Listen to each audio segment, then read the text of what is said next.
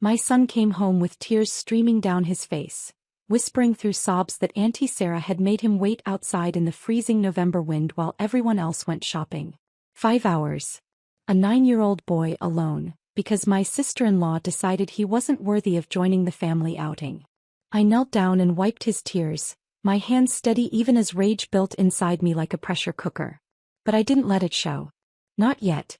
Tommy's lips were still pale from the cold, his fingers stiff as I rubbed warmth back into them. He'd been wearing just a light jacket because Sarah had told him they'd only be gone for 30 minutes. "Tell me exactly what happened, sweetheart," I said softly, keeping my voice level even though every instinct screamed at me to grab my keys and drive to Sarah's house immediately. Tommy's voice cracked as he explained. They'd all piled into Sarah's SUV that morning. My husband's sister, her 2 kids, my mother-in-law, and Tommy. Sarah had announced they were going to the new shopping center downtown. Tommy was excited. He loved spending time with his cousins. He'd been talking about it all week, asking what stores they'd visit and whether they'd get lunch together.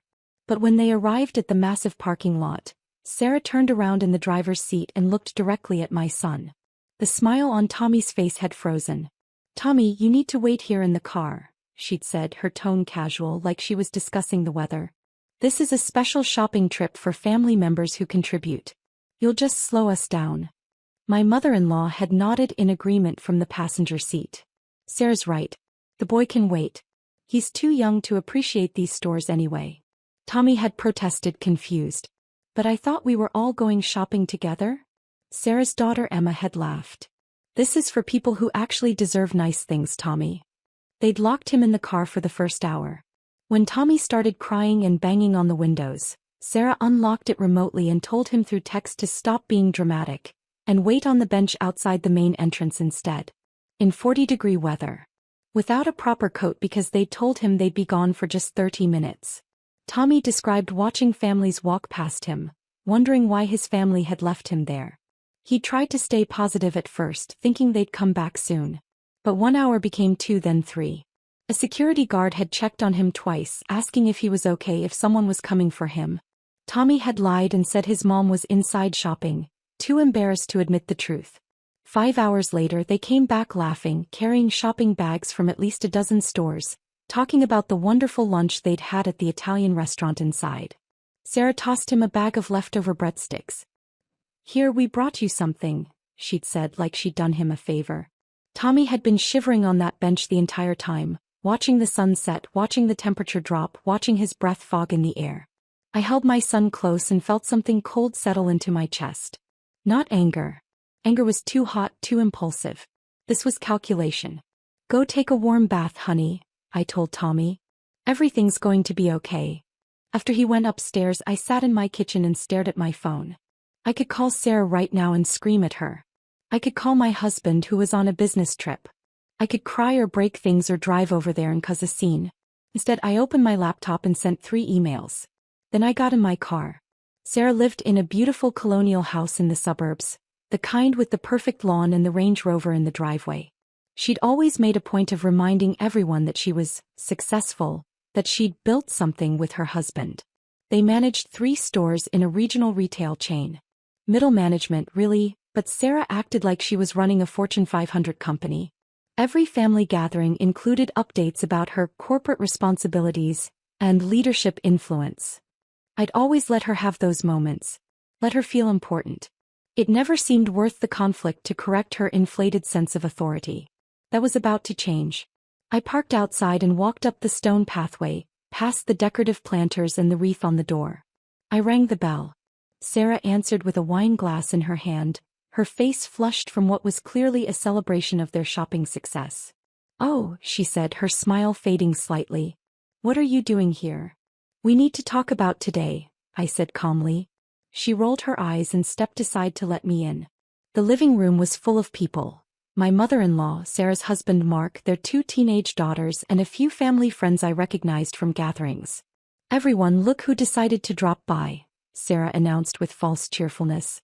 "I'm guessing Tommy told you about today." "He did," I said quietly. My mother-in-law spoke up from the couch. "Before you start, that boy needed to learn he can't always be included in everything. Sarah was doing you a favor by teaching him boundaries." I nodded slowly.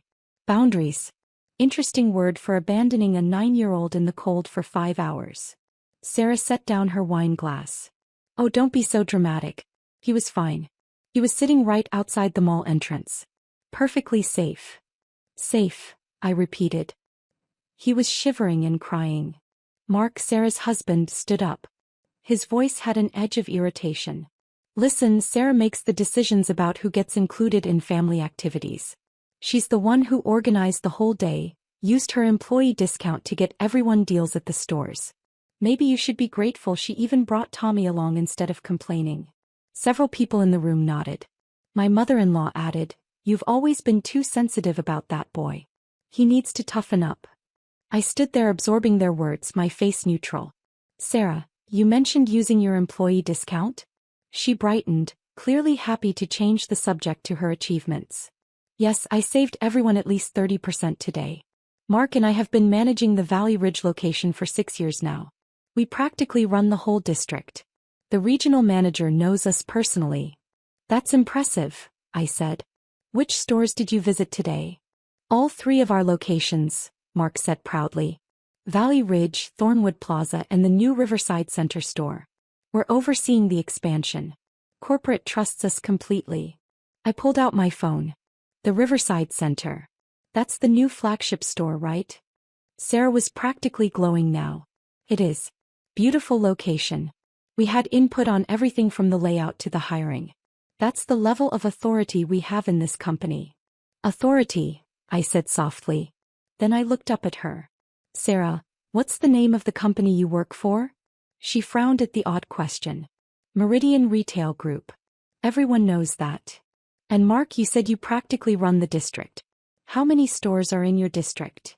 8 stores across the region, he said, chest puffed out.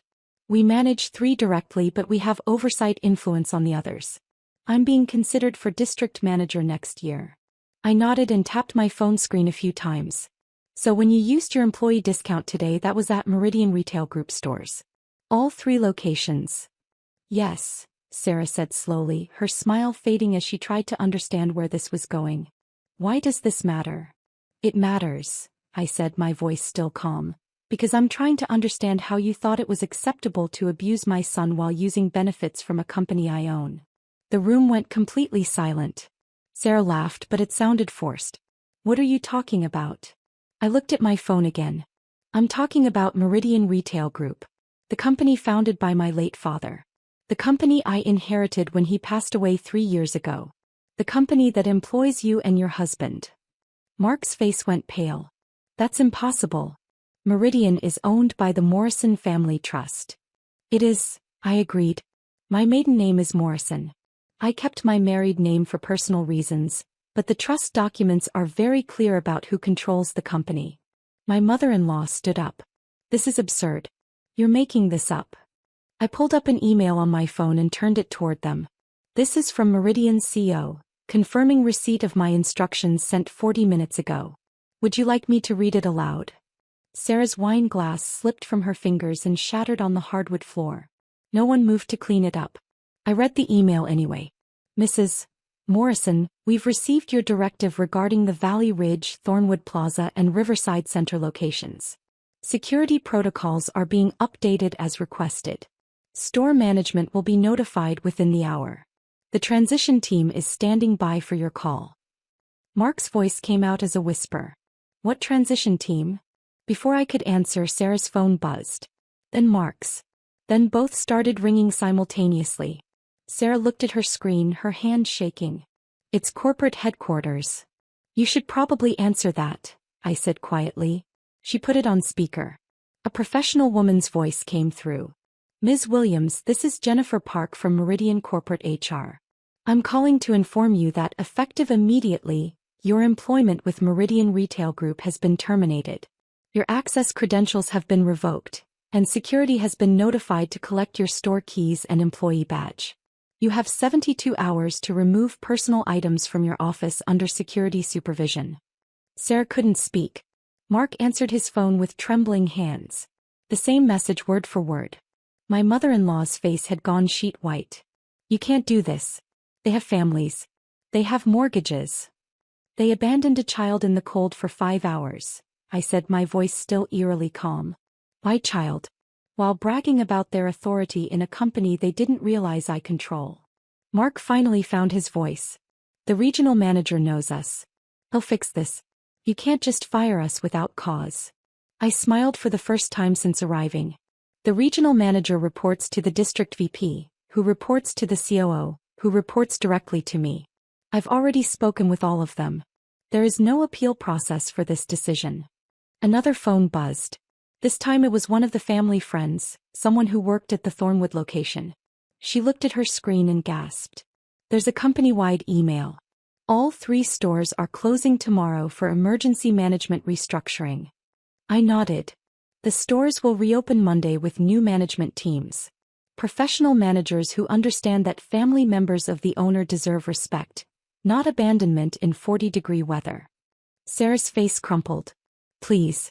We've worked there for 6 years. Mark was going to be district manager. We can't lose everything because of one mistake. One mistake. I repeated. You locked my 9-year-old son in a car, then left him shivering on a bench for 5 hours while you shopped and had lunch. You used company benefits I provide while treating my child as less than human. That's not a mistake, Sarah. That's cruelty. My mother-in-law stepped forward. I'll talk to my son. Your husband will make you see reason. My husband, I said, is currently on a flight back from Chicago. I called him 2 hours ago. He's fully aware of the situation and completely supports my decision. He's actually the one who suggested I visit you in person instead of handling this solely through corporate channels. The room felt like all the air had been sucked out of it. Mark's voice was desperate now. What about our daughters? They'll lose their health insurance. Sarah's parents depend on the family discount for their medications. I looked at their 2 teenage daughters who sat frozen on the couch, finally understanding that their mother's cruelty had consequences. Your daughters will be fine, I said. COBRA coverage will be offered as per standard termination procedures. As for family discounts, those are employment benefits. They end with employment. Sarah dropped to her knees, actually dropped to her knees. I'm sorry. I'm so sorry. I'll apologize to Tommy. I'll make it right. You should apologize to Tommy, I agreed. But that won't change what's already happened. The termination stands. I walked toward the door, then paused and turned back. Do you know what Tommy asked me when he got home? He asked if he'd done something wrong. If he was a bad kid. A 9-year-old boy, freezing and alone, thought he deserved to be punished. Sarah was crying now, mascara streaking down her face. That's the part one can't forgive, I continued. Not the inconvenience. Not the cold. The fact that you made my son feel worthless. And you did it while benefiting from a company my father built. A company I run. A company that exists partly to provide for family. My mother-in-law's voice was small. What about me? I looked at her directly. What about you? I agreed with Sarah. I told Tommy to wait. Will you fire me from the family too? I considered this. You don't work for me, so I can't fire you. But you won't be welcome in my home anymore. You made your choice today when you valued Sarah's ego over your grandson's well-being. I opened the door, letting in the cold November air that had tormented my son hours earlier. The security team will be here within the hour to collect your store credentials, I said to Sarah and Mark. I suggest you cooperate fully. And Sarah? The next time you make a child wait in the cold, remember this moment. Remember that actions have consequences, even when you think you have all the power. I walked to my car, got in and drove home. Tommy was out of the bath, wrapped in his warmest pajamas, sitting with hot chocolate and his favorite movie. He looked up when I came in. Did you talk to Auntie Sarah? He asked quietly. I sat beside him and pulled him close. I did. Is she mad at me? No, sweetheart. She's not mad at you. And she's never going to make you wait in the cold again. Promise. I kissed the top of his head. I promise. He relaxed against me, finally warm and safe. Outside, the November wind picked up, rattling the windows. I thought about Sarah and Mark, probably still standing in their living room, phones ringing with calls from corporate, their perfect life crumbling around them. I didn't feel guilty.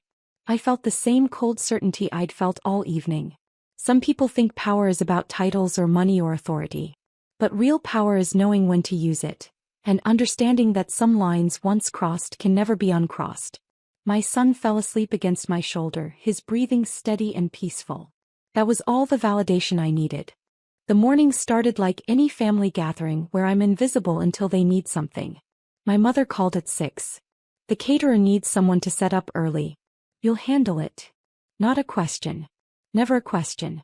I'll be there at 7, I said. Bring the children. They can help. My daughter Emma, age 12, was still sleeping. My son Lucas, 14, was already awake. Both had learned early how our family worked. My parents treated me like hired help. My siblings treated me like I didn't exist. The wedding was for my younger sister Victoria. She'd found herself a corporate lawyer with family money. The venue was Riverside Manor, an elegant estate overlooking the water. We arrived at 7. The parking attendant directed us to the service entrance. Family uses the front, I said. He checked his tablet.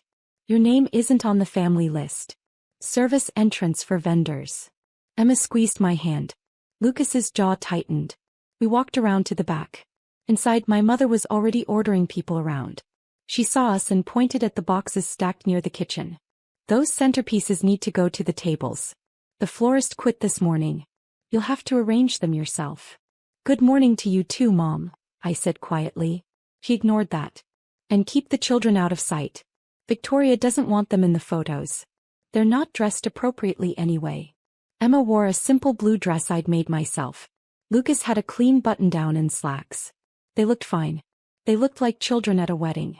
They look nice, I said. They look poor, my mother corrected. Keep them busy in the back. For 2 hours we arranged flowers. Emma had a good eye for color. Lucas helped me carry the heavy vases. Nobody thanked us. Nobody acknowledged us. My father appeared around 9. The chairs on the terrace are wrong. Fix them. The event coordinator should handle that, I said. The coordinator is dealing with real problems. You can move chairs. So we moved chairs. 48 white folding chairs, repositioned 3 times because my father couldn't decide on the spacing. My brother David showed up around 10 with his wife and their 2 sons. They were led to the bridal suite. Champagne was already waiting. I could hear them laughing. We were still moving chairs. Victoria emerged at 11 for photos. She looked beautiful. I had to admit that. The dress was gorgeous, the makeup perfect. She saw me and her expression soured. Why are you in the venue? You're supposed to stay in the service areas. Mom asked me to help set up, I said. Well, you're done now. Go wait outside until the ceremony. It's 95 degrees outside, Lucas said. Victoria looked at him like he'd spit on her dress. Then find some shade. I don't want you hovering around while I'm taking photos. Emma's hand found mine again. Her palm was sweaty. Not from heat, from humiliation. We sat on a bench behind the kitchen for an hour. Staff walked past us, some offering sympathetic looks. They could tell we weren't vendors. They could tell what was happening. At noon, guests started arriving. We were allowed back inside to sit in the last row. Not with family. Behind friends. Behind people my parents had met once. The ceremony was short. Victoria cried prettily. Her new husband looked proud. My parents beamed in the front row like they'd accomplished something extraordinary by producing a daughter who could marry money. The reception was in the main ballroom. We were seated at a table near the kitchen doors. Just the 3 of us. No place cards. No assigned seats. Just the understanding that this was where we belonged. Emma watched the other children running around the dance floor. Lucas scrolled on his phone. I watched my family celebrate without us. Dinner was served. Our table was served last. The chicken was cold. The server apologized quietly. It's fine, I told him. My mother approached our table after the main course, champagne in hand. Victoria wants a photo with all the nieces and nephews. Not your children. The other ones. Why not Emma and Lucas? I asked. Because this is Victoria's day and she wants it to be perfect. Your children don't fit the aesthetic she's going for. Emma's face was stone. 12 years old and already an expert at hiding pain. They're family, I said. They're your responsibility, my mother corrected. Victoria's been very clear about what she wants. She walked away. Just like that, dismissed us and walked away. Lucas put his phone down. Can we leave? After cake, I said. We'll stay for cake and then go. But we didn't make it to cake. The stairs were the problem. The venue had 2 staircases, a grand main staircase in the entrance hall and a service staircase near the kitchen. Emma needed to use the restroom. The nearest one was upstairs. She headed for the main stairs. My mother intercepted her. Not those stairs, she said sharply. Emma stopped. I just need the bathroom. Use the service stairs. The main stairs are for guests. She is a guest, I said, standing up. My mother's face hardened. She's your daughter. She uses the back stairs. Emma turned toward the service stairs without arguing. She'd learned. God help me, she'd learned to just accept it. But my mother wasn't done. As Emma started to walk away, my mother grabbed her shoulder and shoved her toward the service entrance. Hard. Emma stumbled, catching herself on the wall. She blinked twice. Didn't cry. Didn't whimper. Just steadied herself and kept walking. Lucas stood up so fast his chair fell over. Funny, he said loud enough for nearby tables to hear. Because this maid's daughter owns the venue. The conversations around us stopped. My mother's face went white. Chilly white. What did you say? She whispered. I said Emma owns Riverside Manor. Has for 3 years. Inherited it from her grandmother. Her other grandmother. The one who actually loved us. My father appeared, sensing drama. What's going on here? Your grandson is telling lies, my mother said. I'm telling the truth, Lucas said calmly. Call the manager if you don't believe me. Victoria approached, her wedding coordinator trailing behind her. What's happening? Why are people staring? Nothing's happening, my mother said quickly. Just a misunderstanding. No misunderstanding, Lucas said. He pulled out his phone, tapped a few times and turned it toward my parents. Here's the property deed. Emma Catherine Morrison, sole owner. That's my sister. I'd been quiet this whole time. Watching. The way I always watched. It's true, I said softly. Emma's grandmother left her the estate. We've been managing it through a property trust. Emma wanted to let Victoria use it for the wedding. I tried to tell you months ago, but you hung up before I could finish. My mother grabbed the phone from Lucas. He stared at the screen. The deed was real. The signature was notarized. The ownership was clear. This is impossible, she said. It's public record, I said. You could have looked it up any time. Victoria's face had gone from white to red. You're saying I'm having my wedding at a venue my niece owns? Yes, I said. And you didn't think to mention this? I tried. Multiple times. You told me you didn't want my input on your special day. The wedding coordinator cleared her throat. Mrs. Morrison, I need to speak with you. There are some contract issues we should discuss. She was looking at Emma. 12-year-old Emma, who owned the property she was standing on. My father found his voice. This is ridiculous. A child can't own property. A child can inherit property, Lucas corrected. And a trust can manage it until she's 18. I've been reading the documentation.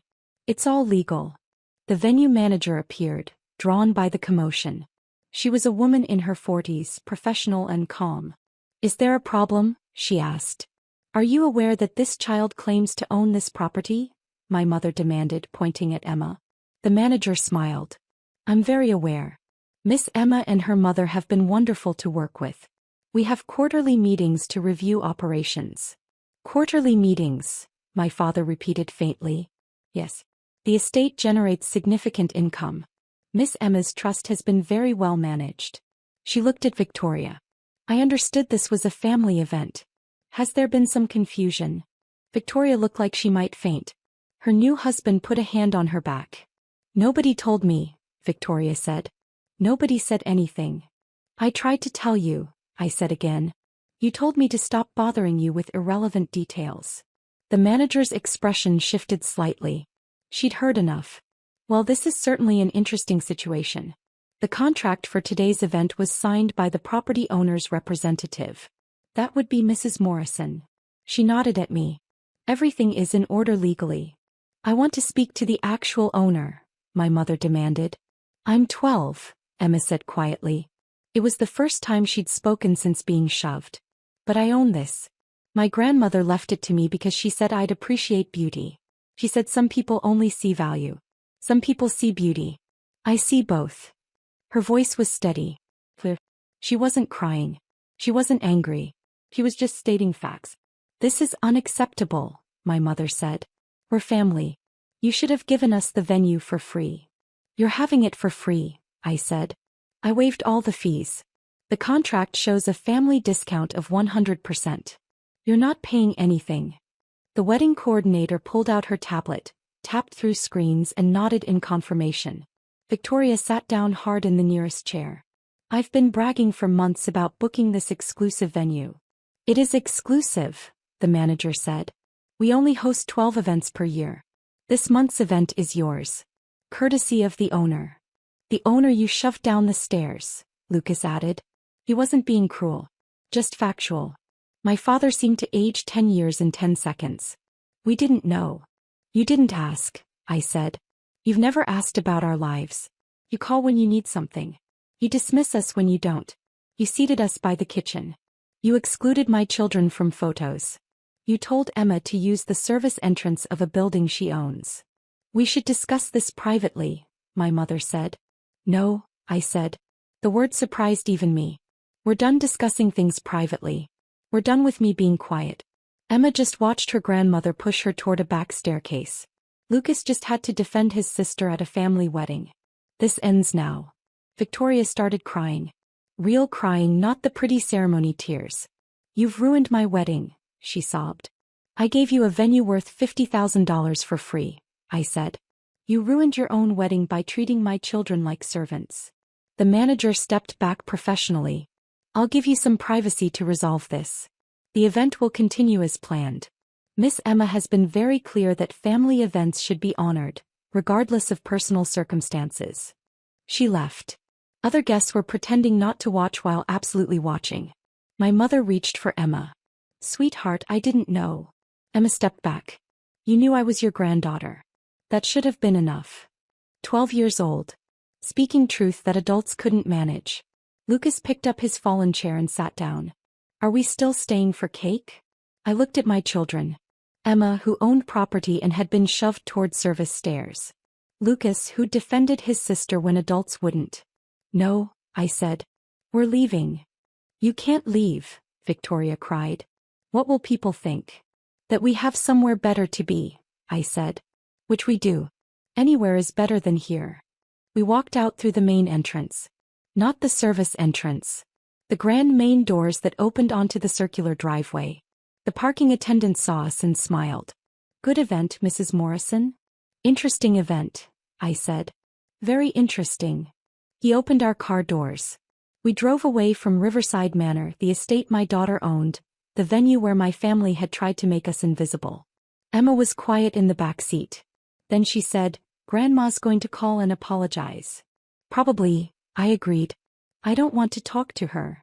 You don't have to. Lucas turned around to look at his sister. That was pretty cool what you said about beauty and value.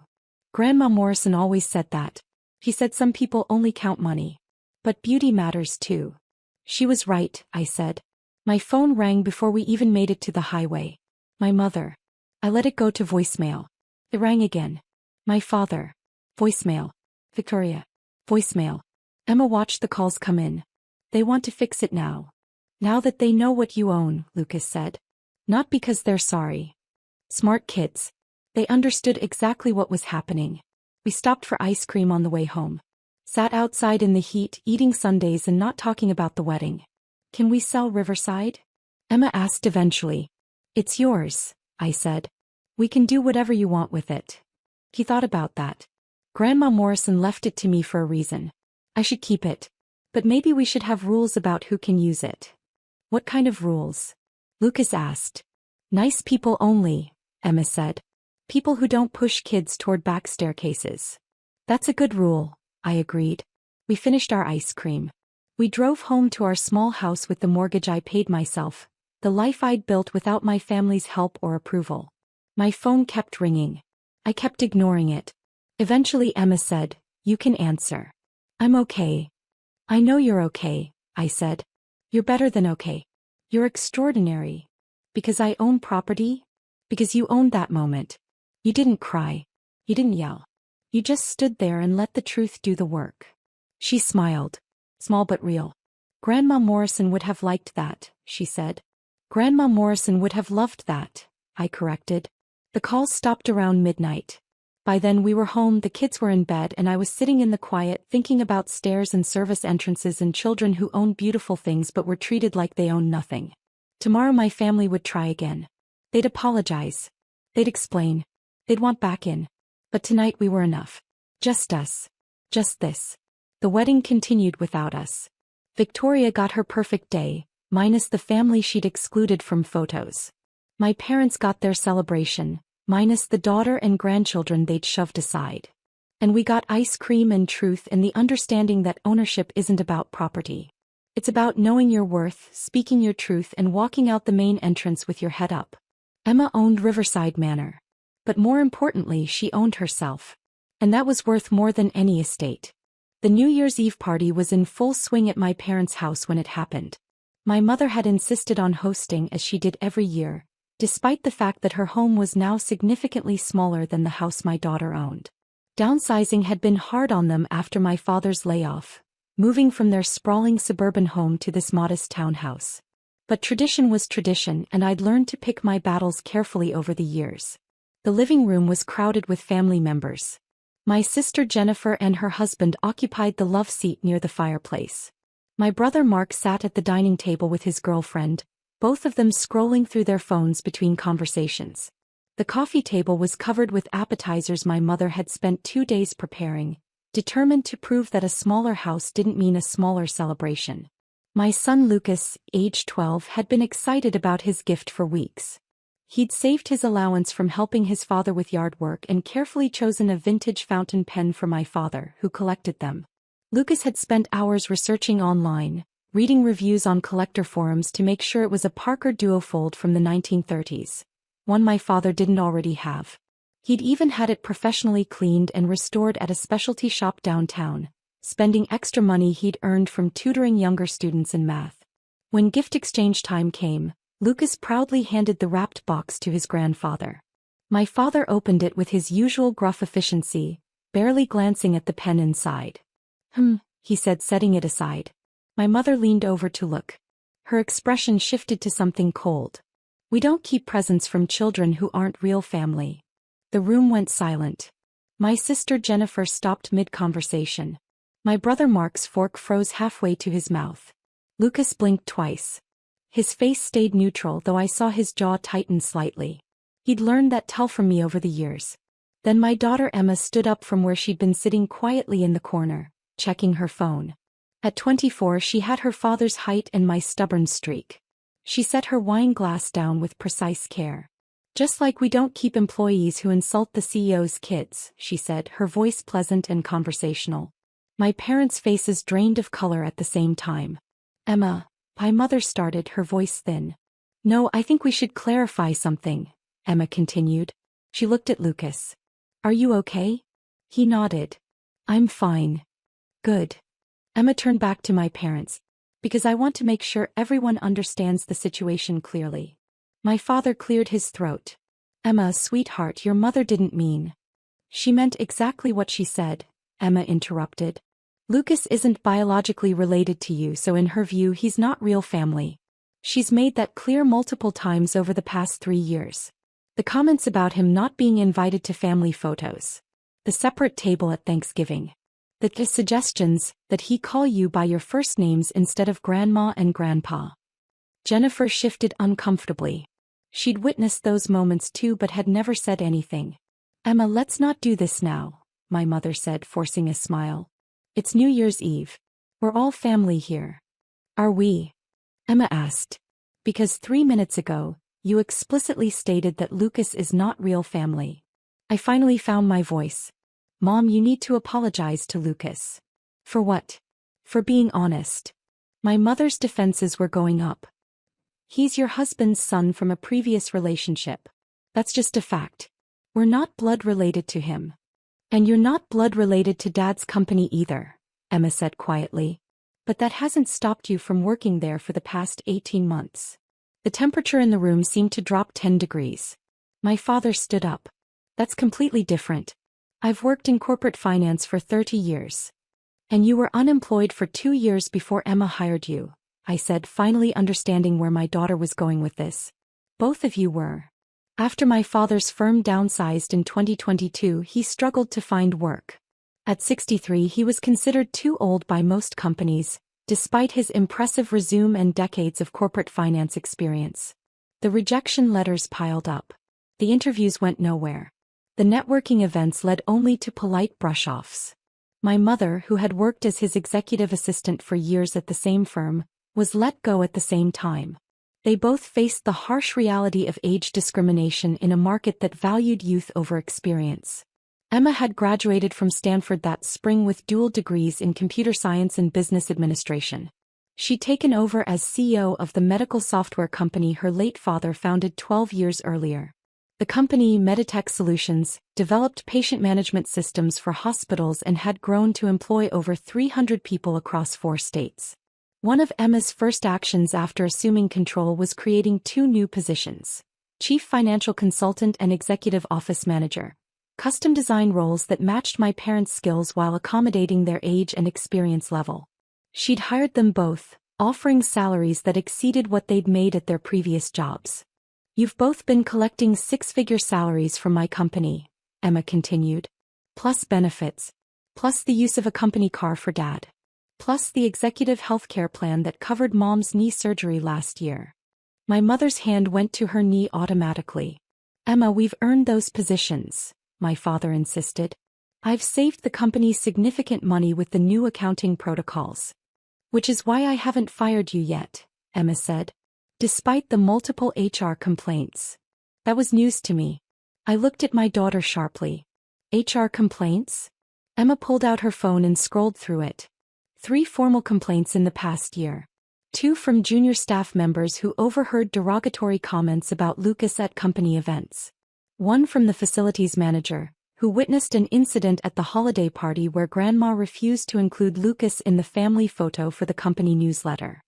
Those were personal matters, my mother protested.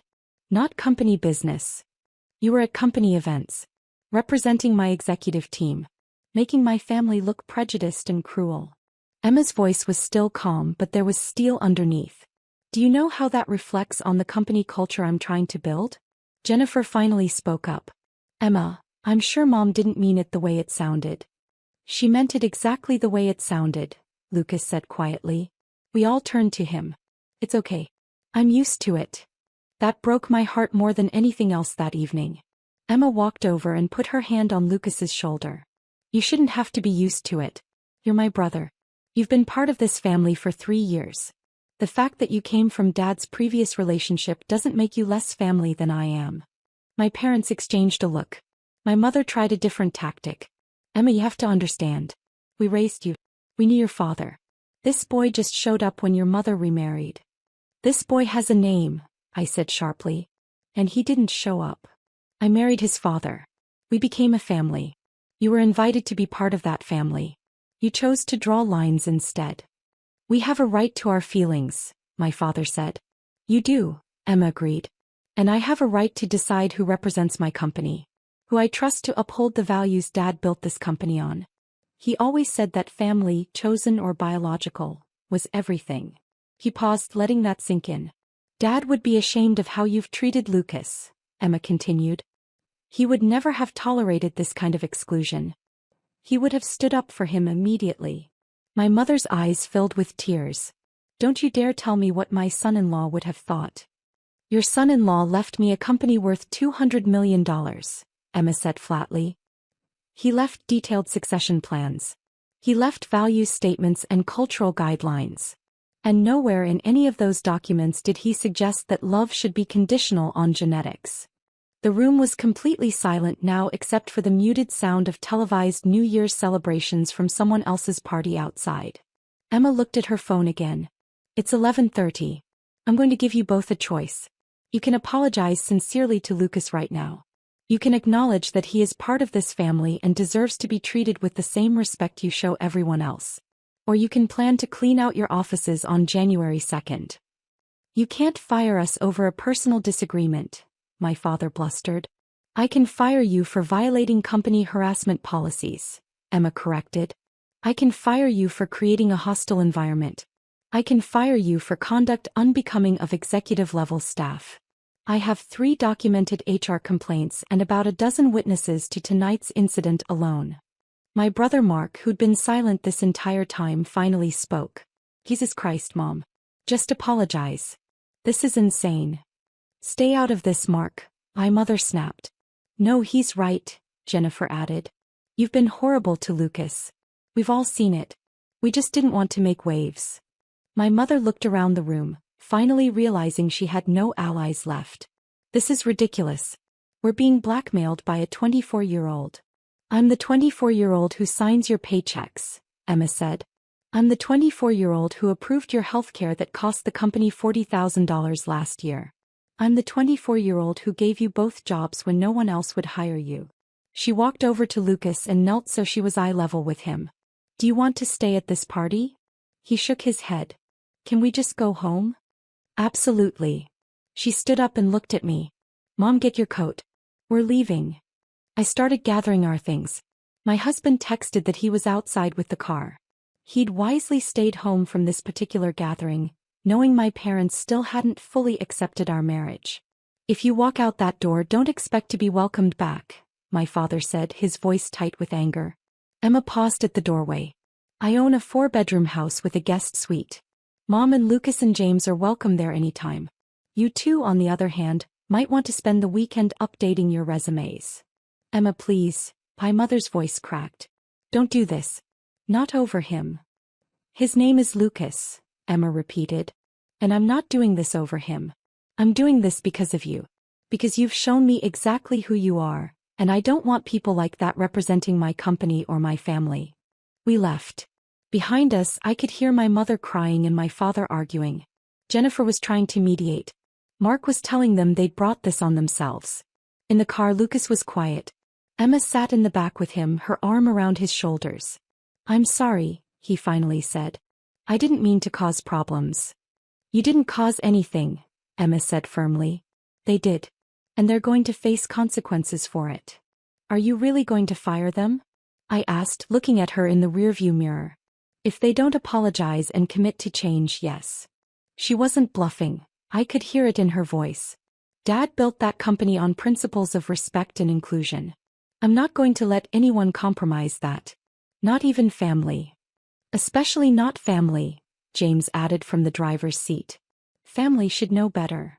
We spent the rest of New Year's Eve at Emma's house. He ordered pizza. We watched the ball drop on TV. Lucas taught us a card game he'd learned at school. It was quiet and peaceful, nothing like the dramatic party we'd left behind. At midnight, Emma raised her glass of sparkling cider. To family, she said. The kind we choose and the kind that chooses us back. We all drank to that. My phone buzzed constantly throughout the evening. My mother, my father, Jennifer, Mark. I ignored them all until the next morning. On January 1st, I finally listened to the voicemails. My father's voice was stiff and formal. Emma, your mother and I would like to schedule a meeting. We need to discuss appropriate professional boundaries. Delete. My mother, crying. How can you do this to us? After everything we've done for you? Delete. Jennifer, more measured. I told them they need to apologize. Really apologize. I hope they listen. I texted her back. Thank you for trying. Mark sent a text. They're idiots. Lucas is a good kid. See you at the office on Monday. He worked in Emma's marketing department. I replied, definitely. On January 2nd, my parents showed up at Emma's office. I know because she called me afterward. They apologized, she said. Sort of. Dad acknowledged that their comments were inappropriate. Mom said she'd been stressed and didn't mean to hurt Lucas. That's not really an apology, I observed. No, it's not, Emma agreed. But I told them they have 90 days probation. One more incident, one more comment, one more exclusionary behavior toward Lucas or anyone else, and they're done. I've also mandated that they both attend the company's diversity and inclusion training. How did they take that?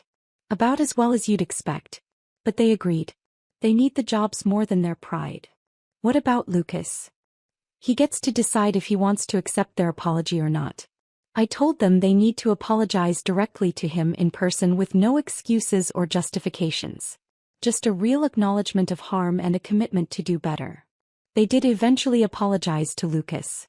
It took 3 weeks and a family therapy session that Emma insisted on and paid for.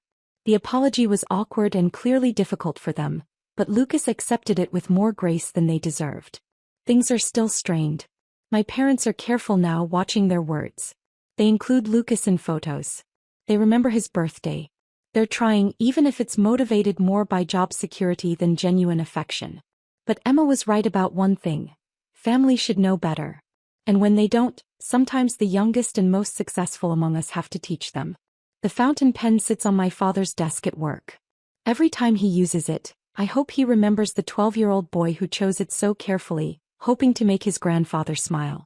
And I hope he remembers that his granddaughter at 24 had the strength to defend what was right, even when it cost her the easy path.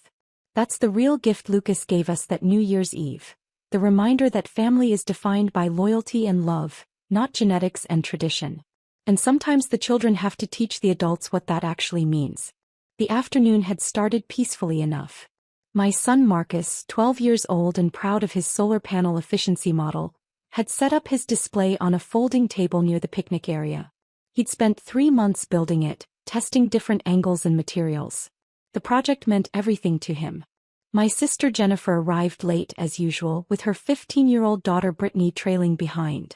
Brittany wore designer sunglasses and carried the latest phone, scrolling through social media with practiced boredom. Marcus was explaining his project to his younger cousins when Brittany walked past.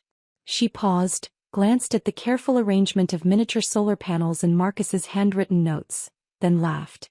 "What is this garbage?" she said loudly enough for everyone to hear. Marcus looked up, his face flushing. "It's my science project. I'm testing which angle captures the most sunlight for." "Nobody cares," Brittany interrupted. She reached out and flicked one of the panels, sending it spinning. "This is a family party, not a science fair for losers." I started walking over, but Jennifer beat me to it. Instead of correcting her daughter, she smiled indulgently. "Brittany's right though. This isn't really the time or place for school stuff." "It's okay," Marcus said quietly, trying to stabilize his display. "I'll just move it inside.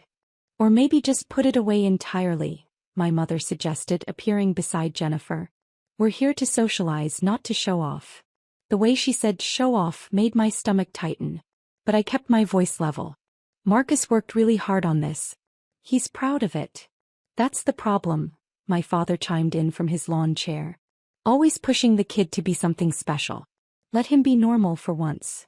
I felt Marcus shrink beside me, but I simply nodded. "Sure, Dad." Brittany wasn't finished. She picked up Marcus's research notebook, the one where he documented 3 months of measurements and observations. "Look at all these numbers. What a waste of time."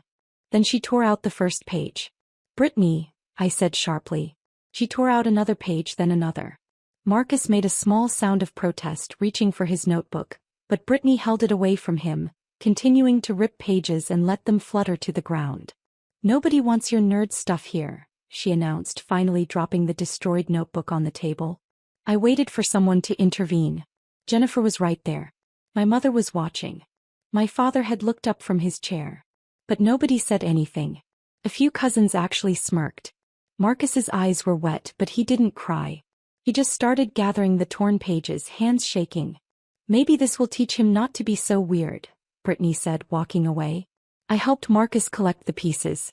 His solar panels were still intact, but the documentation he'd need for his science fair submission was destroyed. 3 months of data gone. "I can recreate it," he whispered. "I remember most of the numbers." "I know you can," I said softly. Jennifer came over, but not to apologize. "Don't make a big thing out of this. Brittany's just being a teenager. Marcus needs to learn the world isn't always going to appreciate his interests." I looked at my sister. We'd grown up in the same house, with the same parents who'd never quite understood why I pursued graduate studies while Jennifer married young and focused on social status.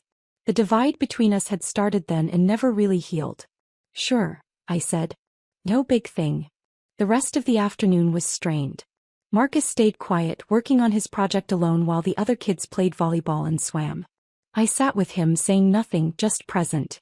My mother approached as the sun started setting. You're not going to let this ruin the whole reunion, are you? Tomorrow's the big barbecue. Everyone's expecting you to bring that potato salad. We'll see, I said. Her eyes narrowed. Don't be dramatic. It was just a notebook. You can buy him a new one. It was 3 months of his work. And he can redo it. Character building. She patted my shoulder. Bring the potato salad by noon. And maybe talk to Marcus about being less intense about things. He'd make more friends if he acted more normal. That night, after we got home and Marcus was in bed, my phone buzzed. A text from my mother. Stop causing drama. Don't come tomorrow. I stared at it for a long moment. Then I typed back. Like the research grant? I set my phone down and went to check on Marcus. He was still awake, his lamp on, trying to recreate his data tables from memory. His face was determined, not defeated. Hey, I said from the doorway. How's it going? I think I remember about 60% of the measurements. I'll have to redo the rest. He looked up at me. Mom, why did Grandma say I need to be more normal? I sat on the edge of his bed. Because sometimes people don't understand that being passionate about things is normal. It's actually the best kind of normal. Brittany called it nerd stuff. Brittany doesn't know what she's talking about. He was quiet for a moment. Are you going back tomorrow? No, I said. I don't think so. Because of me? Because of principle. I kissed his forehead and went back downstairs. My phone was lit up like a Christmas tree. 7 missed calls from my mother. 3 from Jennifer. 2 from my father. Multiple text messages, all variations on the same theme. I was overreacting, being too sensitive, punishing the whole family over a small incident. Then Jennifer's text came through. Mom's really upset. Can you just apologize and move on? Brittany didn't mean anything by it. Also, Mom mentioned you said something about a research grant. What does that even mean? I didn't respond. I made myself tea and sat in the quiet kitchen, thinking about the conversation I'd have to have tomorrow. By 2 a.m. my phone had received 45 missed calls. I'd turned off the ringer after the first dozen. The voicemails were increasingly frantic. My mother demanding I explain myself, Jennifer alternating between anger and confusion, my father gruffly ordering me to stop this nonsense. The last voicemail was from Jennifer again. Okay, I looked you up. You work at the university. So what? What does that have to do with anything? I finally texted back. We'll talk tomorrow. Come to my office. 10 a.m. The next morning, I dressed carefully in my usual professional attire and drove to campus. My office was in the Research Administration Building, corner suite, 5th floor. The nameplate on my door read, Dr. Sarah Mitchell, Director of Research Grants and Compliance. I'd held the position for 6 years. Before that, I'd been Associate Director for 4 years. I oversaw approximately $340 million in annual research funding distributed across 8 departments. Every grant application that came through the university crossed my desk eventually. Every funding decision I made could determine whether a research program thrived or died. Jennifer arrived first at 9:45 a.m. She walked into my office and stopped, taking in the space, the diplomas on the wall, the view of campus, the stacks of grant proposals on my desk. This is your office? She said. Yes. You're a director? Yes. She sat down slowly. I thought you were, like, a lab assistant or something. No. My mother and father arrived at 10:03 a.m., brought by Jennifer. My mother looked annoyed at having to come to campus. My father looked confused about why we were meeting in an office building instead of at home where we could discuss this like a family. Sit down, I said. They sat. My mother's eyes were already scanning my office, recalculating, reassessing. I could see the moment it clicked. You're in charge of grants, she said slowly. Research grants, yes. I administer and approve funding across multiple departments. Jennifer leaned forward. What does this have to do with yesterday? I opened my laptop and pulled up a file. 3 weeks ago, my office received a grant application from Dr. Michael Preston, requesting $2.3 million for a 3-year clinical research program studying cardiovascular disease. My mother's face went pale. Dr. Preston, I continued, is your brother. My uncle. He's been trying to establish this research program for 2 years. This is his 3rd application. The previous two were rejected by other institutions. You're reviewing Mike's grant? My father asked. I am. Along with my review committee. We were planning to approve it. Uncle Mike's research design is solid, his preliminary data is strong, and the funding would establish him as a leading researcher in his field. Jennifer was starting to understand. We're planning to approve it? The review committee meets Thursday. I present my recommendations. They almost always follow my guidance. You're not seriously going to reject it because of a teenage argument at a family reunion, my mother said, her voice sharp. It's not about the argument. It's about values and priorities. Kept my tone professional, detached. I've spent my entire career watching families like ours dismiss intellectual curiosity as weird or excessive. I've seen too many bright kids like Marcus learn to hide their interests because their families tell them to be normal. This is ridiculous, my father said. You'd sabotage your own uncle over a notebook? I'm not sabotaging anyone. I'm simply reconsidering whether I want to advocate for funding in a family that teaches children that academic achievement is something to mock. My mother stood up. You can't do this. Mike has been working toward this for years.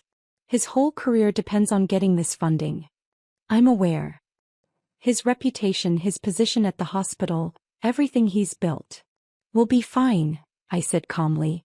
He's a good doctor. But his research program won't be established. Not with this funding cycle anyway. He can reapply next year to a different institution. Jennifer's voice was tight. You're punishing Uncle Mike because Brittany was rude to Marcus? I'm making a decision about university resources and which values I want to support with those resources. This is insane, my father said. You're throwing away family over nothing. Marcus's work wasn't nothing. His 3 months of careful observation and documentation weren't nothing. And the way everyone stood there and watched while Brittany destroyed it, the way everyone told him he was the problem for caring too much, that wasn't nothing either. My mother's hands were shaking. If you do this, Mike will know. He'll know you blocked his funding. I'm sure he will. The whole family will know. Good. Then maybe the whole family will understand that there are consequences when you teach children that intelligence and curiosity are flaws to be hidden rather than strengths to be celebrated. There was a long silence. My mother looked like she wanted to say more but couldn't find the words. My father stared at me like I was a stranger. Jennifer kept glancing between my diplomas and the grant proposal on my screen. Finally, my mother said, "What do you want?" An apology. I want Marcus to receive a genuine apology from Brittany and from every adult who stood there and either participated in mocking him or said nothing to stop it. I want Brittany to understand that destroying someone's work has consequences. And I want our family to think very carefully about the values we're teaching the next generation. And if we do that, you'll approve Mike's grant? I shook my head. I'll present it to the committee with my honest professional assessment. What I won't do is personally advocate for it the way I plan to. That advocacy often makes the difference between approval and pending further review. Jennifer finally spoke. You're really going to do this? I already did. I sent my revised recommendation to the committee this morning. My mother sank back into her chair. My father looked at the floor. Jennifer pulled out her phone, presumably to text Uncle Mike or other family members. You can all leave now, I said quietly. I have a meeting in 20 minutes. They filed out without another word. Through my office window, I watched them cross the parking lot, their body language tense, their conversation clearly heated. My desk phone rang 15 minutes later. Dr. Susan Park, my deputy director. Sarah, I got your revised recommendation on the Preston grant. You changed it from strongly support to technically adequate committee discretion. That's going to sink it. What happened? Personal conflict of interest I needed to disclose. Your uncle. Family situation. I can't in good conscience advocate strongly when there are complications. Susan was quiet for a moment. Understood. We'll present it neutrally and let the committee decide. After she hung up, I sat alone in my office. My phone showed 23 new text messages. I didn't read them. Instead, I opened the photo Marcus had texted me that morning. His recreated data table, careful and complete, with a message. I remembered more than I thought. I'll be ready for the science fair. I texted back. I never doubted it. The rest would sort itself out. The committee would likely table the Preston grant for further review, which meant a 6-month delay at minimum, possibly longer. Uncle Mike would have questions. The family would have opinions. There would be confrontations and consequences. But for now I had work to do. 3 more grant applications to review, 2 lab compliance reports to approve, and a meeting with the dean about next year's funding allocations. I was good at my job. I'd earned this position through years of careful work and sound judgment. And I'd made my decision. Marcus's project mattered. His passion mattered. And teaching him that some principles were worth defending mattered more than family comfort or professional convenience. My phone buzzed again. Another text from Jennifer. Mom's calling everyone. This is going to get ugly. I texted back. It already was ugly. I'm just making sure everyone sees it.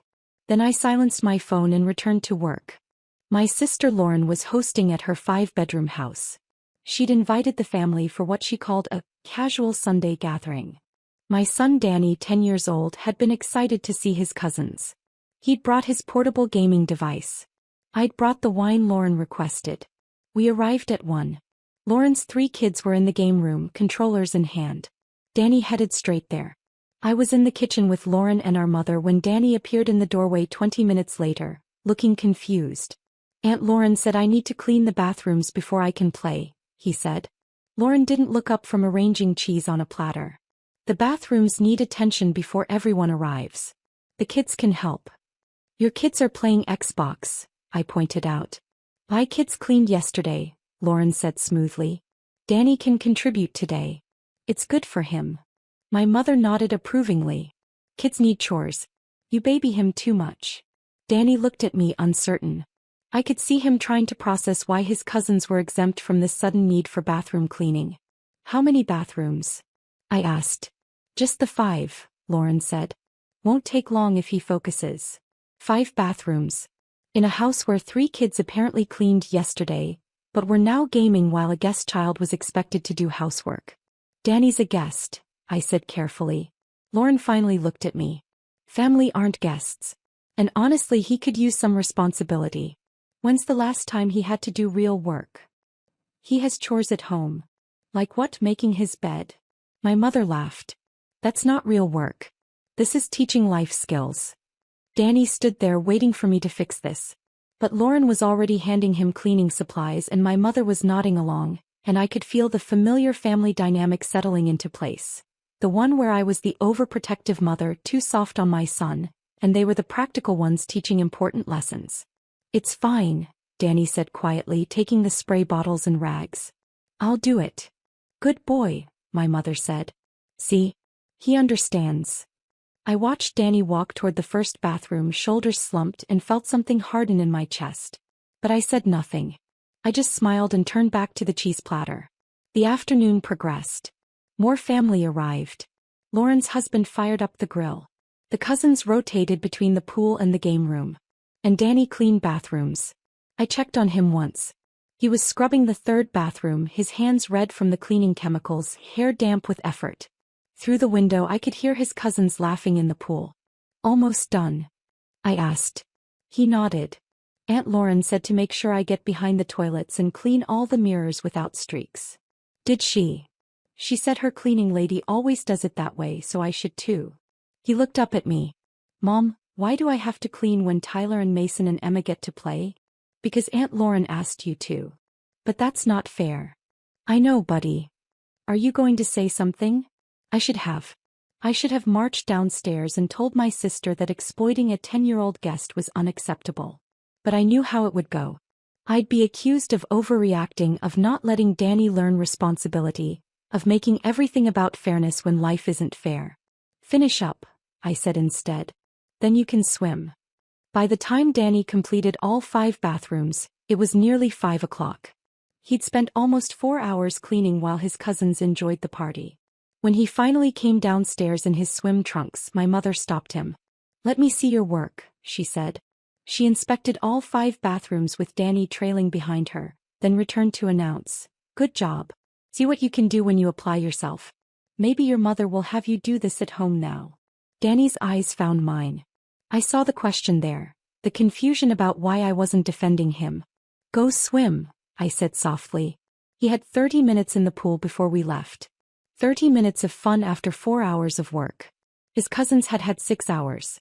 On the drive home, Danny was quiet. Then, why did I have to clean and they didn't?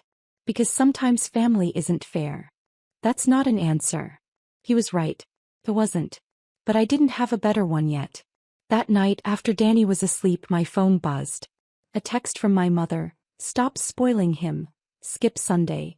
Sunday was the big family barbecue at my parents' house. The monthly gathering where everyone was expected to attend. I stared at the message for a long moment, then typed, "Like your housekeeping service?" I set the phone down and made myself tea. I knew what was coming. 10 minutes later, my phone started ringing. Lauren first. Then my mother. Then my father. Then my brother. Then Lauren again. I let them all go to voicemail. The texts started accumulating. What do you mean about the housekeeping service? Is this a threat? Call me immediately.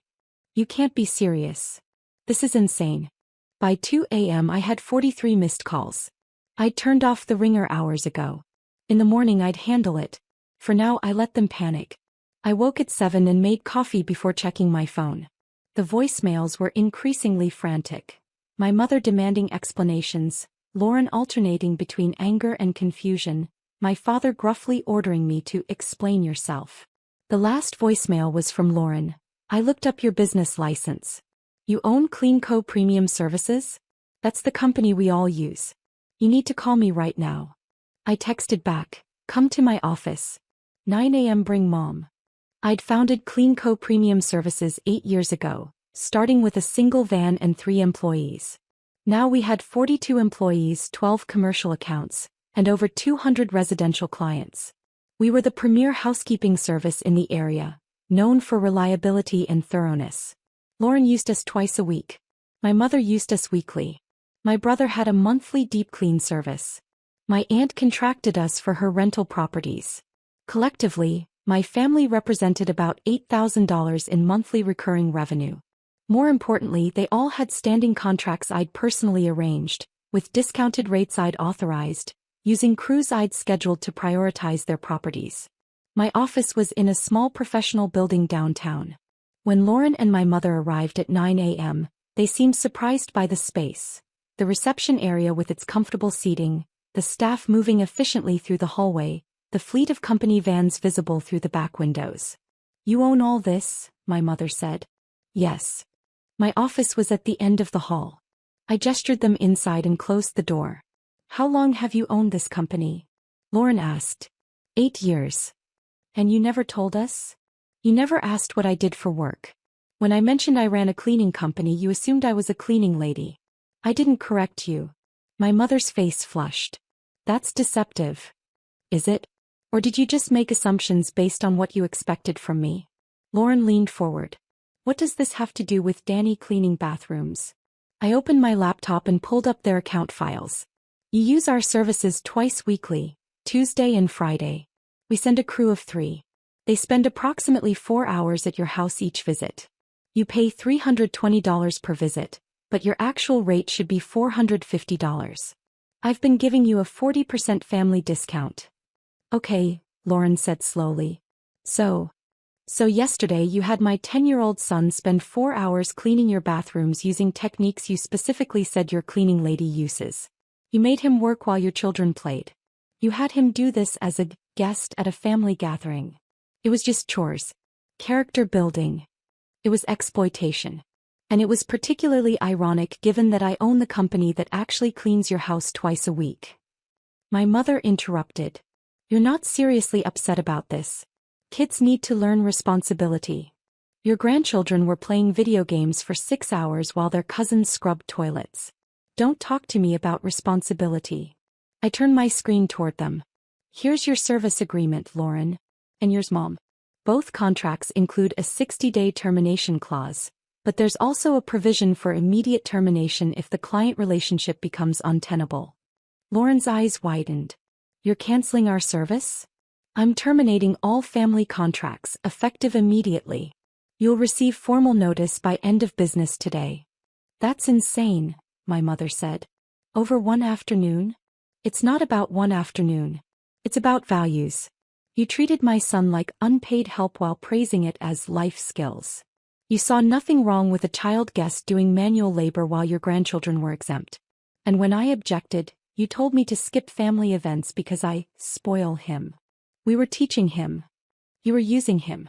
And the irony of you using my son's free labor while paying my company thousands of dollars a month to do the exact same work isn't lost on me. Lauren stood up. You can't do this. I have people coming over next week. I need the cleaning crew. You can hire another service. There are several in the area. Not as good as yours, my mother said quietly. She was starting to understand. No, I agreed. Not as good. We're the best because I built this company from nothing. I trained every employee personally. I established quality standards that other services don't match. My crews don't miss appointments, they don't cut corners, and they treat clients' homes with respect. And you're willing to throw that away because of a misunderstanding? Lauren's voice was rising. I'm not throwing anything away. Your accounts represent less than 4% of my revenue. I'll easily replace them with new clients who won't exploit my son while using my services. My mother tried a different approach. What about Sunday? The family barbecue. Danny and I won't be attending. You're really going to split the family over this? I'm not splitting anything. I'm establishing boundaries. If you want to rebuild this relationship, you can start by apologizing to Danny. A real apology, not a justification about life skills. And if we do that, you'll restore our service? Lauren asked. No. The service contracts are terminated regardless. But you might maintain a relationship with your nephew. That's worth more than housekeeping, isn't it? The silence that followed was heavy. My mother's hands were clasped tightly in her lap. Lauren's jaw was set, angry but also calculating. I could see her trying to figure out if I was bluffing. The termination notices will be sent this afternoon, I said. You're welcome to seek service elsewhere. I can provide a list of competitors if you'd like. This is vindictive, my mother finally said. No. Vindictive would be blacklisting you so no reputable service will take your accounts. I'm not doing that. I'm simply choosing not to do business with people who treat my son as lesser than their own children. Lauren gathered her purse. Everyone's going to hear about this. I'm sure they will. You should probably mention to everyone that I own CleanCo when you tell the story. That context matters. After they left, I called my operations manager. Sarah, we need to reassign the Johnson, Preston, and Martinez accounts. Family conflict of interest. Can you reach out to those clients today and let them know we're terminating their contracts per the agreement terms? The family accounts you've been discounting? Sure. Any particular reason? Personal. I'll explain later. Make sure they're given referrals to other services. Be professional. Always am. My phone started ringing again within the hour. My brother, confused about why his monthly service was being cancelled. My aunt, angry that I was punishing her for something Lauren did. My father, demanding I reconsider because this affects everyone. I sent the same text to all of them. Service contracts terminated due to conflict of interest. I'm happy to provide referrals to other companies. By afternoon, my inbox had emails from 3 family members requesting emergency meetings to discuss this. I declined them all. Danny came home from school. Did something happen? Grandma called and left a weird message. What did she say? Something about me being owed an apology. What does that mean? I sat down. Remember yesterday when you cleaned Aunt Lauren's bathrooms? Yeah. I own the cleaning company that normally does that work. Aunt Lauren pays professionals twice a week, but yesterday she had you do it for free. Danny processed this. You own a cleaning company? A pretty successful one. And they all use it? They did. Not anymore. Are you in trouble because of me? No, buddy. I'm making a choice because of what's right. Is the family mad? Some of them. But that's not your problem. He nodded. I didn't like cleaning those bathrooms. I know. And you shouldn't have had to. Tyler said they were going to the water park next weekend and maybe I could come. Do you think they'll still invite me? My heart hurt. I don't know. Maybe not right away. But you know what? People who treat you like unpaid help aren't really your friends, even if they're family. That's sad. It is. But it's also important to know. Over the next few days, the family fallout continued. My mother left voicemails about how I was destroying family unity. Lauren posted vague social media updates about betrayal and using family connections for revenge. My brother stopped responding to my text. But my business didn't suffer. In fact, 3 new residential clients signed up that week, referred by existing customers. The staff noticed I seemed lighter somehow, less tense when discussing scheduling. Sarah, my operations manager, mentioned it during our weekly meeting. You seem different. More relaxed. I terminated some problematic accounts. The family ones. Yeah, I noticed. Honestly, those accounts were always a pain. They called with changes constantly, expected same-day service, complained about things other clients never mention. We're better off. I should have done it years ago. Probably. But you did it when it mattered. 2 weeks later, I received a letter. Lauren's handwriting. Inside, Danny, I'm sorry I treated you like help instead of family. It wasn't right. Aunt Lauren. I showed it to Danny. He read it twice. Is this real? I think so. Does this mean things go back to normal? I don't know what normal is anymore. But it means she's thinking about what happened. Are you going to give them back their cleaning service? No. But maybe we can build a different kind of relationship. My phone buzzed. My mother, can we talk? I replied, when you're ready to really listen, yes. Her response came later. Sunday dinner. Just us. Danny too. 6 p.m. We'll bring dessert. We'd see where it went. But this time on our terms with clear boundaries. Or we wouldn't go at all.